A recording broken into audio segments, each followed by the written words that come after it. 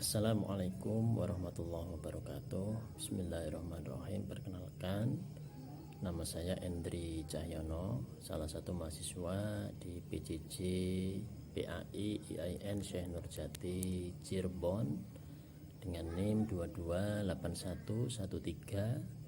228131919994. Asal daerah saya dari kota Jepara. Pada video kali ini adalah tugas ujian akhir semester mata kuliah studi Al-Quran dengan dosen pembimbing beliau Ibu Siti Maryam Munjiat. Dan pada kesempatan kali ini serta tugas pada kali ini saya akan mencoba untuk menjelaskan pembelajaran yang keempat atau pertemuan yang keempat pada modul, yaitu terkait dengan makiyah dan madaniyah. Sebelum kita lebih lanjut mengetahui apa itu yang dinamakan makiyah, apa itu yang dinamakan madaniyah, sebelumnya kita tahu bahwasanya ayat yang ada dalam Al-Quran ataupun surat yang ada dalam Al-Quran ini dikategorikan menjadi dua, yaitu makiyah dan juga madaniyah. Kemudian dua kategori tersebut ini dikelompokkan oleh para ulama dan juga disandarkan pada beberapa teori yang berjumlah 4. Di antara teori tersebut yang pertama adalah mulahadzat zaman an-nuzul, yaitu teori yang berorientasi pada masa waktu turunnya ayat ataupun surat yang ada di dalam Al-Quran. Dalam hal ini adalah hijrahnya Nabi dari Mekah ke Madinah.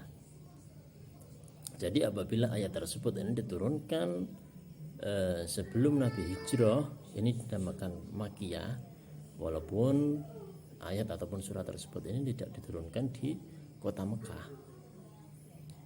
Kemudian sebaliknya, apabila diturunkan setelah Nabi hijrah, ini dinamakan ayat ataupun surat madaniyah, walaupun turunnya ini bukan di kota Madinah.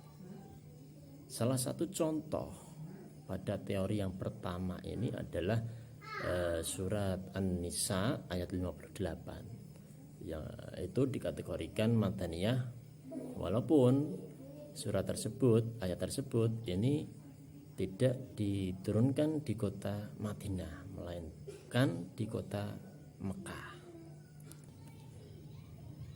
Kemudian teori yang kedua adalah mulahadzat makan an-nuzul, yaitu teori yang berorientasi pada waktu, pada tempat diturunkannya ayat ataupun surat pada Al-Quran tersebut. Oleh karena itu, ketika diturunkan di Mekah maka dinamakan makiyah. Ketika ayat ataupun surat tersebut diturunkan di kota Madinah maka dinamakan madaniyah. Pada teori yang kedua ini memiliki kelebihan tapi juga memiliki kelemahan. Kelebihan pada teori yang kedua ini adalah sangat mudah untuk mengidentifikasi mana itu makiyah, mana itu madaniyah. Karena ketika diturunkan di Mekah itu sudah pasti dinamakan makiyah. Begitu juga sebaliknya. Akan tetapi kelemahan daripada teori yang kedua ini adalah tidak ada definisinya, ini tidak bisa dijadikan standar baku yang jelas. Karena banyak sekali ayat ataupun surat yang di situ tidak diturunkan di kota Mekah ataupun Madinah. Salah satu contoh ini adalah surat At-Taubah ayat 42 dan juga surat Az-Zuhruf ayat 45. Kedua ayat tersebut ini tidak diturunkan di kota Mekah maupun di kota Madinah. Ini kelemahan daripada teori yang kedua. Kemudian teori yang ketiga adalah mulahadzat al-mukhattab fin nuzul, yaitu teori yang disandarkan pada sasaran atau subjek pembicaraan yang dituju pada suatu ayat atau surat yang terdapat pada Al-Quran. Dalam hal ini, pada teori yang ketiga ini, ketika sasarannya ini adalah orang-orang Mekah, maka disebut Makkiyah. Begitu juga sebaliknya, ketika sasarannya atau yang dituju ini adalah orang-orang Madinah, maka dinamakan Madaniyah. Yang dimaksud Makkiyah di sini pada teori yang ketiga ini adalah khitab untuk ditujukan kepada orang-orang Mekah, yaitu ayat yang dimulai dengan lafaz ya ayyuhan nas, ya bani Adam dan juga ayyuhal kafirun. Kemudian yang dimaksud dengan Madaniyah pada teori yang ketiga ini adalah ayat yang dimulai dengan nida atau panggilan pada orang-orang Madinah, yaitu ayat yang dimulai dengan lafaz ya ayyuhalladzina amanu. Akan tetapi pada teori yang ketiga ini juga memiliki kelebihan dan juga kelemahan. Kelebihan pada teori ini adalah sangat mudah untuk mengidentifikasi ini termasuk kategori Makkiyah ataupun Madaniyah karena rumusannya ini sangat jelas. Akan tetapi kelemahan daripada teori yang ketiga ini adalah bahwasanya tidak semua lafaz atau ayat surat yang terdapat pada Al-Quran ini semuanya memakai khitab ataupun nida. Kelemahan yang lain yang terdapat pada teori yang ketiga ini adalah pada realitanya ternyata banyak sekali ataupun ada ayat yang dimulai dengan khitab, di situ dinamakan Madaniyah bukan Makkiyah. Nah, itu salah satu kelemahan dari beberapa kelemahan yang terdapat pada teori yang ketiga ini.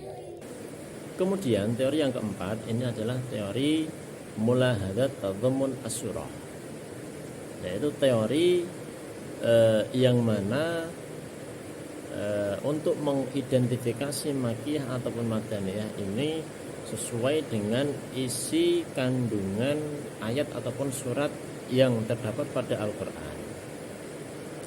Ketika isi kandungan ayat ataupun surat tersebut ini berisi tentang kisah-kisah zaman Rasul terdahulu, ini dinamakan Makkiyah.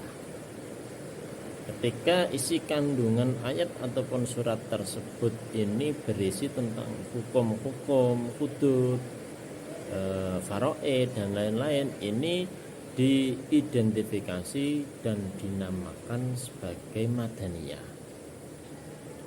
Akan tetapi pada teori yang keempat ini juga memiliki kelebihan dan juga kekurangan. Kelebihan pada teori yang keempat ini adalah sangat jelas untuk mengidentifikasi mana itu Makkiyah dan mana itu Madaniyah.